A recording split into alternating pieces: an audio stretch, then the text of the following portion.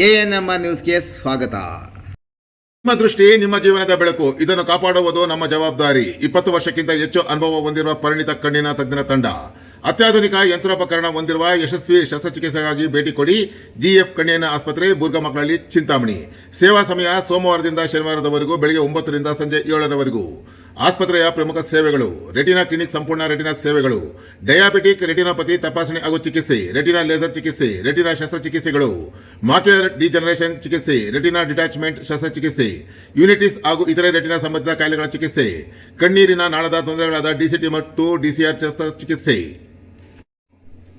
ಆಸ್ಪತ್ರೆಯ ಇತರ ಪ್ರಮುಖ ಸೇವೆಗಳು: ಮೋತಿಬಿಂದು ಶಸ್ತ್ರಚಿಕಿತ್ಸೆಗಳು, ಗ್ಲಾಕೋಮಾ ಶಸ್ತ್ರಚಿಕಿತ್ಸೆಗಳು, ಕಣ್ಣು ಜಾರು ಶಸ್ತ್ರಚಿಕಿತ್ಸೆಗಳು, small incision cataract surgery, micro incision cataract surgery, phaco surgery, laser surgery, ಎಲ್ಲಾ ರೀತಿಯ ಲೆನ್ಸ್ಗಳಾದ Indian lens, foreign lens, Alcon, Johnson and Johnson, C3R keratoconus treatment, vitreoretinal surgery facility ಲಭ್ಯ.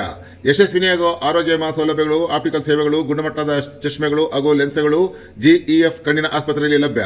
ಹೆಚ್ಚಿನ ವಿವರಗಳಿಗೆ ಮೊಬೈಲ್ ಸಂಖ್ಯೆ 986060845331, ಸ್ಥಿರ ದೂರವಾಣಿ 081542999992ಗೆ ಸಂಪರ್ಕಿಸುವುದು.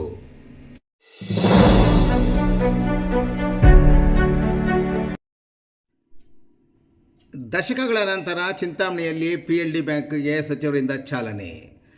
ದಶಕಗಳ ನಂತರ ಚಿಂತಾಮಣಿಯಲ್ಲಿ ತಾಲೂಕು ಪ್ರಾಥಮಿಕ ಸಹಕಾರ ಕೃಷಿ ಮತ್ತು ಗ್ರಾಮೀಣಾಭಿವೃದ್ಧಿ ಬ್ಯಾಂಕ್ಗೆ ಜಿಲ್ಲಾ ಉಸ್ತುವಾರಿ ಸಚಿವ ಡಾಕ್ಟರ್ MC ಸುಧಾಕರ್ ಅವರು ಮಂಗಳವಾರ ನಗರದ TAPCMS ಮಾರುಕಟ್ಟೆಯ ಪ್ರಾಂಗಣದ ಕಟ್ಟಡದಲ್ಲಿ ಚಾಲನೆ ದೊರಕಿಸಿಕೊಟ್ಟರು.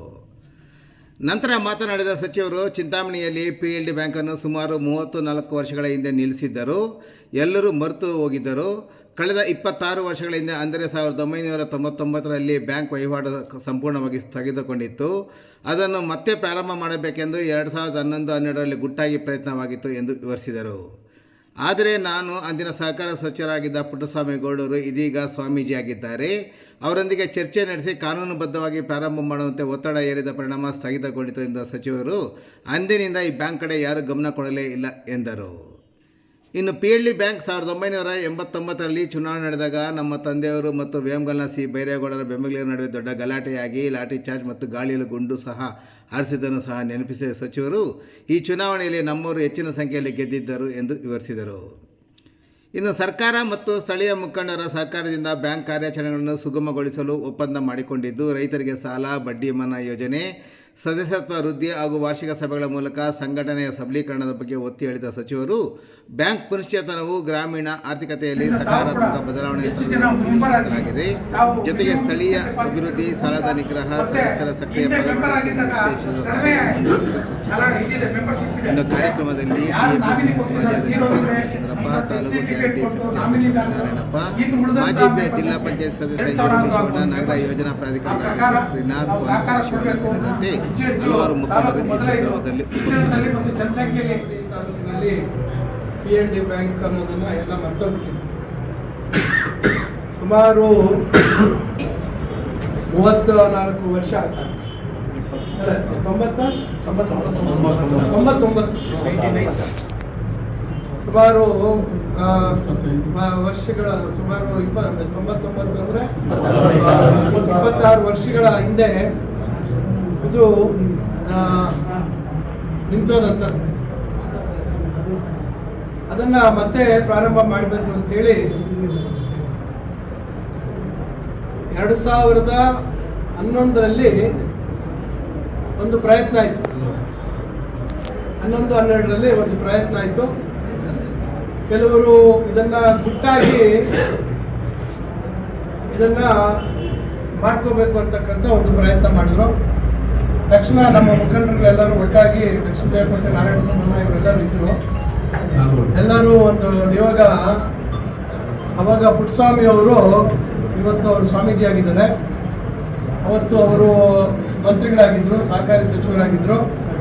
ಅವರ ಹತ್ರ ನಿಯೋಗ ಹೋಗಿ, ಅವತ್ತು BJP ಆಡಳಿತ ಇತ್ತು. ಆ ಸಂದರ್ಭದಲ್ಲಿ ಹೋಗಿ ಅದನ್ನ ಇದು ನೀವು ಕಾನೂನುಬದ್ಧವಾಗಿ ಮಾಡಬೇಕು, ಈ ರೀತಿ ಗುಟ್ಟಾಗಿ ಮಾಡೋದು ಸರಿ ಇಲ್ಲ ಅಂತ ಹೇಳಿ ಒತ್ತಡ ಹಾಕಿದ ಮೇಲೆ ಅದರಿಗೆ ನಿಂತೋಯ್ತು. ನಂತರ ಅದ್ರ ಬಗ್ಗೆ ಏನು ಯಾರು ಗಮನ ಕೊಡದೆ ಇರ್ತಕ್ಕಂಥದ್ದಾಗಿದೆ. ಅದ್ರ ಬಗ್ಗೆ ನಾನು ಹೇಳಕ್ಕೆ ಹೋಗೋದಿಲ್ಲ. ಆದರೆ ನನಗೆ ತಿಳುವಳಿಕೆ ಬಂದಾಗ PLD ಬ್ಯಾಂಕ್ ಇಲೆಕ್ಷನ್ನು ಬಹಳ ದೊಡ್ಡ ಮಟ್ಟದಲ್ಲಿ ಆಯಿತು ಒಂದ್ಸತಿ 89-90ರಲ್ಲಿ ದೊಡ್ಡ ಮಟ್ಟದಲ್ಲಿ ಆಗಿ ದೊಡ್ಡ ಗಲಭೆ ಆಯಿತು. ಬೈರೇಗೌಡರು ಒಂದು ಕಡೆ, ನಮ್ಮ ತಂದೆಯವರು ಒಂದು ಕಡೆ, ದೊಡ್ಡ ಗಲಾಟೆ ಆಗಿ ದೊಡ್ಡ ಕಾಳಗ ಆಯಿತು, ಲಾಠಿ ಚಾರ್ಜ್ ಆಯಿತು, ಫೈರಿಂಗು ಆಯಿತು ಅಂತ ಕಾಣುತ್ತೆ. ಲಕ್ಷ್ಮೀದೇವಗೌಡ ಇವ್ರಿಗೆ ಗಾಯ ಆಯಿತು. ಇಂಥ ರಾಜಕೀಯ ನನಗೂ ಅಸ್ತಿತ್ವ, ನಾವು ಅದನ್ನೆಲ್ಲ ಸಕ್ರಿಯವಾಗಿ ಅದರಲ್ಲಿ ಪಾಲ್ಗೊಳ್ಳುವಂಥದ್ದಾಯಿತು. ಅದಾದಾಗ ಚುನಾವಣೆ ಆಯಿತು. ಅವಾಗ ಬಹುಶಃ ನಾರಾಯಣ ರೆಡ್ಡಿ ಅವರು ಇವರೆಲ್ಲರೂ ಬಹಳಷ್ಟು ಜನ ಚುನಾಯಿತರಾದರು. ಇದೆಲ್ಲ ಆಯಿತು. ಇದೊಂದು ಇತಿಹಾಸ. 99ರಲ್ಲಿ ಚುನಾವಣೆ ಪ್ರಕ್ರಿಯೆ ಪ್ರಾರಂಭ ಆಯಿತು. 98ರಲ್ಲಿ ಬಹುಶಃ 98-99ರಲ್ಲಿ ಚುನಾವಣೆ ಪ್ರಕ್ರಿಯೆ ಆಯಿತು. ಅವಾಗ ನಮ್ಮ ಸರ್ಕಾರ ಇರಲಿಲ್ಲ. 99ರಲ್ಲಿ ಅವತ್ತು ನಮ್ಮ ತಂದೆಯವರು ಸ್ವತಂತ್ರವಾಗಿ ನಿಂತು. ಅದೇ 98ರಲ್ಲಿ ಚುನಾವಣೆ ಆಗಿದ್ದು. ಇದು ಸಮಾಪನೆ ಆಗಿರ್ಬೋದು, ಆಮೇಲೆ ಆಗಿರ್ಬೋದು. 98ರಲ್ಲಿ ಜನತಾ ಪಕ್ಷದ ಸರ್ಕಾರ ಇತ್ತು. ಆಗ ಹೈಸ್ಕೂಲಲ್ಲಿ ಇದು ವೋಟಿಂಗ್ ಮತದಾನ ಪ್ರಕ್ರಿಯೆ ಆಯಿತು. ಬಹಳಷ್ಟು ನಕಲಿ ಮತದಾನ ಆಗಿದೆ ಅಂತೇಳಿ ದೊಡ್ಡ ಗಲಭೆ ಆಗಿ ಅವತ್ತು ಅಲ್ಲಿಗೆ ಚುನಾವಣೆ ಪ್ರಕ್ರಿಯೆ ಅಲ್ಲಿಗೆ ನಿಂತೋಗಿದ್ದು. ಇವತ್ತವರೆಗೂ ಅದ್ರ ಬಗ್ಗೆ ಈ ಕೆಲವೆಲ್ಲ ಘಟನೆಗಳು ನನ್ನ ಕಣ್ಮುಂದೆನೆ ನಾನೇ ಇದಕ್ಕೆ ಸಾಕ್ಷಿಯಾಗಿದ್ದೀನಿ. ನನಗೆ ಇದೆಲ್ಲ ಮಾಹಿತಿ ಇದೆ. ನಾನು ಸಕ್ರಿಯವಾಗಿ ರಾಜಕಾರಣದಲ್ಲಿ ಇಲ್ಲದ್ರು ಕೂಡ ಕುಟುಂಬದಲ್ಲಿ ರಾಜಕಾರಣ ಇದ್ದಿದ್ದರಿಂದ ನಾನು ನಮ್ಮ ಮುಖಂಡರು ಎಲ್ಲರ ಜೊತೆ ನಾನು ಕೂಡ ಇದರಲ್ಲಿ ಭಾಗಿಯಾಗಿರ್ತಕ್ಕಂಥದ್ದಾಗಿದೆ. ಆದರೆ ಕಾಲ ಅವತ್ತು ಬಾಕಿ ಜಾಸ್ತಿ ಇತ್ತು ಅಂತ ಹೇಳಿ ಆ ಸಂದರ್ಭದಲ್ಲಿ ಅದನ್ನ ಪುನಶ್ಚೇತನ ಮಾಡುವಂಥದ್ದಕ್ಕೆ ಸಾಧ್ಯ ಆಗಿಲ್ಲ.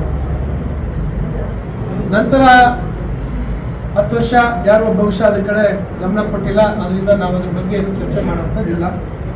ಈಗ ಸುಮಾರು ನಾನು ಮಂತ್ರಿ ಆದಾಗ ಕೂಡ ಇದ್ರ ಬಗ್ಗೆ ಆಗಾಗ ಬಂದ ಅಧಿಕಾರಿಗಳು ಇದನ್ನೇನಾದರೂ ಮಾಡೋಣ ಅಂತ ಹೇಳಿ ನಾನು ಹಿಂದೆ ಬಿದ್ದಿದ್ದು. ಕಡೆಯದಾಗಿ ನಾವು ಇಲ್ಲ, ಇದನ್ನ ಜಿಲ್ಲೆಯಲ್ಲಿ ಎಲ್ಲ ಕಡೆ PLD ಬ್ಯಾಂಕ್ ಇದೆ, ನಮ್ಮ ತಾಲೂಕಲ್ಲಿ ಇಲ್ಲ. ಇದು ರೈತರಿಗೆ ಇದರಿಂದ ಬಹಳಷ್ಟು ನಷ್ಟ ಆಗ್ತಾ ಇದೆ. ಸಣ್ಣ ರೈತರಿಗೆ, ಮಾಧ್ಯಮಿಕ ರೈತರಿಗೆ ಎಲ್ಲರಿಗೂ ಅನುಕೂಲ ಆಗುತ್ತೆ. ಇದನ್ನೇನಾದರೂ ಮಾಡಿ ಪುನಶ್ಚೇತನ ಮಾಡೋಣ. ಆದರೆ ಕಾನೂನುಬದ್ಧವಾಗಿ ಇದನ್ನ ಪುನಶ್ಚೇತನ ಮಾಡ್ತಕ್ಕಂಥ ಕೆಲಸ ಮಾಡೋಣ. ಮೊದಲು ಇದು ಕಾರ್ಯಚಟುವಟಿಕೆಗಳು ಪ್ರಾರಂಭ ಆಗಲಿ. ಏನೇನು ವಸೂಲಾತಿ ಮಾಡುವಂಥದ್ದು ಆಗಬೇಕು.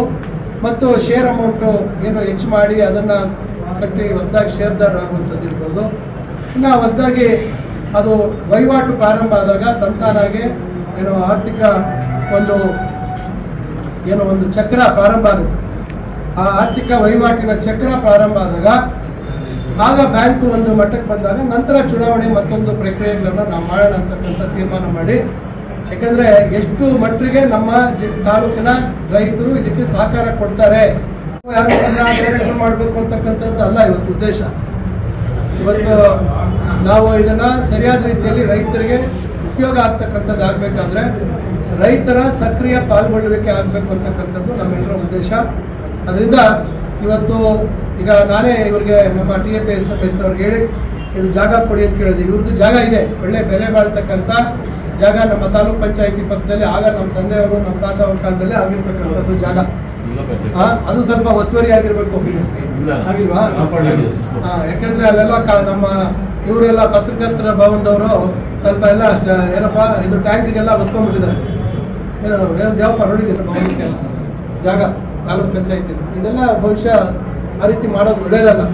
ಆದರೆ PLD ಬ್ಯಾಂಕ್ ಜಾಗ ಕೂಡ ಹಿಂದೆ ಅವ್ರು ಯಾರೋ ಬಂದು ನನಗೆ ಕೇಳಿದ್ರು, ಅದನ್ನು ಶೆಡ್ ಹಾಕೊಡ್ತೀವಿ ಅಂತ ಹೇಳಿದ್ರು. ಅಲ್ಲಿ ನಮ್ಗೆ ಗೊತ್ತಿರೋರು, ನಮ್ಗೆ ಗೊತ್ತಿರತಕ್ಕಂಥವ್ರು ಒಬ್ಬರು ಮನೆ ಇದೆ, ನಾವು ಕಾರ್ ನಿಲ್ಸಕ್ಕೆ ಶೆಡ್ ಹಾಕೊಡ್ತೀವಿ. ನಾನು ಹೇಳಿದೆ ಇವತ್ತು ಶೆಡ್ ಹಾಕೊಟ್ಬಿಟ್ಟು ಆಮೇಲೆ ಹೆಚ್ಚು ಕಮ್ಮಿ ಆಗುತ್ತೆ, ಬಂದು ಬಿಟ್ಟು ಹಾಕ್ಬೇಡ ಅಂತ ಹೇಳಿ ಅವ್ರು ಶೆಡ್ ಹಾಕಕ್ಕೆ ಹೇಳಿದ್ರು. ಅದರಿಂದ ಇದು ಜಾಗ ಇದೆ. ಆದರೆ ಈಗ ತಾತ್ಕಾಲಿಕವಾಗಿ ಇಲ್ಲಿ ಬಾಡಿಗೆ ಕಟ್ಟಕ್ಕೂ ಅವ್ರ ಹತ್ರ ದುಡ್ಡಿಲ್ಲ. ನಾವು ಅವ್ರಿಗೆ ಭರವಸೆ ಕೊಟ್ಟಿದ್ದೀವಿ, ಏನಾದರೂ ಮಾಡಿ ನಾವು ಸಹಕಾರ ಕೊಡ್ತೀವಿ, ಬಾಡಿಗೆದೆಲ್ಲ ನೀವು ಚಿಂತನೆ ಮಾಡಬೇಡಿ ಅಂತೇಳಿ ಅವರು ಒಂದು ಸಾಧಾರಣ ಮೊತ್ತದ ಬಾಡಿಗೆಯನ್ನು ಅವರು ನಿಗದಿ ಮಾಡಿದ್ದಾರೆ. ಯಾಕಂದರೆ ತಾತ್ಕಾಲಿಕವಾಗಿ ಇದು ಮಾಡಿ ಪುನಶ್ಚೇತನಗೊಂಡ ಮೇಲೆ ಮತ್ತೆ ಅವರು ಸ್ವಂತ ಕಾಲ ಮೇಲೆ ನಿಂತ ಮೇಲೆ ಅದು ಕಾರ್ಯಚಟುವಟಿಕೆ ಅದು ವೇಗ ಪಡೆದಂಥ ನಂತರದಲ್ಲಿ ಅದನ್ನು ಮುಂದುವರಿಸುವಂಥದ್ದು ಆಗಬೇಕು ಅಂತಕ್ಕಂಥದ್ದು. ಅದರಿಂದ ನಾನಿಲ್ಲಿ ಬಹುಶಃ ಇದು ಅಣ್ಣ ಸರಳವಾಗಿ ಕಾರ್ಯಕ್ರಮ ಅಂತಕ್ಕಂಥದ್ದು ಆಲೋಚನೆ ಮಾಡಿದ್ರು. ನೀವು ಇಷ್ಟೆಲ್ಲ ಬಂದಿದ್ರೆ ಬಹುಶಃ ಆಚೆ ಶಾಮಿಯನ್ನು ಹಾಕಿ ದೊಡ್ಡದಾಗೆ ಇನ್ನೊಂದಷ್ಟು ಎಲ್ಲರಿಗೂ ಪ್ರಚಾರ ಮಾಡೋಂಥದ್ದು ಆಗಬೇಕಾಗಿತ್ತು. ಆದರೂ ಆಗೋಗಿದೆ. ಈಗ ನಾನು ಸಮಯ ನೋಡಿಕೊಂಡು ಇದು ಫಿಕ್ಸ್ ಮಾಡಿದ್ದು. ಅದರಿಂದ ದಯವಿಟ್ಟು ಇಲ್ಲಿ ಇರ್ತಕ್ಕಂಥ ಮುಖಂಡರು, ಆಚೆ ಇರ್ತಕ್ಕಂಥವ್ರು ಎಲ್ಲರೂ ದಯವಿಟ್ಟು ನೀವು ಸಹಕಾರ ಕೊಡಬೇಕು. ಯಾಕಂದರೆ ಇಲ್ಲಿ ನಾವು ಇದನ್ನು ಸುಮ್ಮನೆ ಇಲ್ಲ ಅಂದ್ಕೊಂಡಿದ್ರೆ ಆಗೋದಿಲ್ಲ. ಈಗ ಯಾರಾದರೂ ನಾವು ಕೈ ಜೋಡಿಸ್ಲೇಬೇಕು, ಮುಂದೆ ಬರಲೇಬೇಕು, ಇದಕ್ಕೆ ಜೀವ ಕೊಡುವಂಥದ್ದು ಆಗಬೇಕು. ಅದರಿಂದ ಏನು ನಮ್ಮ ಮಾಸ ಸಭೆಯನ್ನು ಮಾಡಬೇಕು ಅಂತ ಹೇಳ್ತಿದ್ದಾರೆ. ಜನರಲ್ ಬಾಡಿ ಮೀಟಿಂಗ್ ಮಾಡಬೇಕು ಅಂತ. ಅದರಿಂದ ಬಹುಶಃ ಅದು ಮಾಡಿದಾಗ ಇನ್ನೂ ಹೆಚ್ಚು ಪ್ರಚಾರ ಕೊಟ್ಟು ಎಲ್ಲರಿಗೂ ಮಾಹಿತಿ ಕೊಡುವಂಥದ್ದಾಗುತ್ತೆ.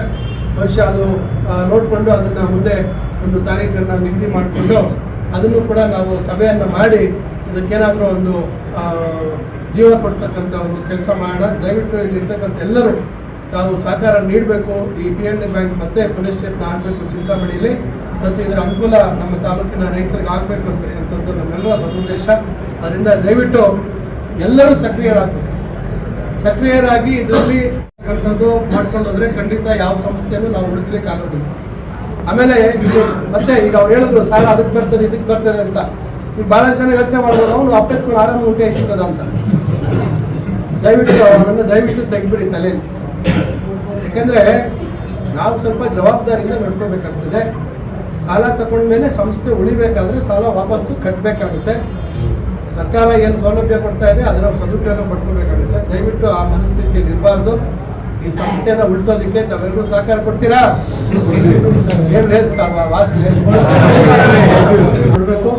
ಈ ಸಂಸ್ಥೆನ ಪುನಶ್ಚೇತನ ಮಾಡೋದಕ್ಕೆ ತಾವೆಲ್ಲರೂ ಸಹಕರಿಸಬೇಕು ಅಂತೇಳಿ ಕಾರ್ಯಕ್ರಮ ನನಗೆ ಚಿಕ್ಕಬಳ್ಳಾಪುರದಲ್ಲಿ ನಾನು 10 ಗಂಟೆವರೆಗೆ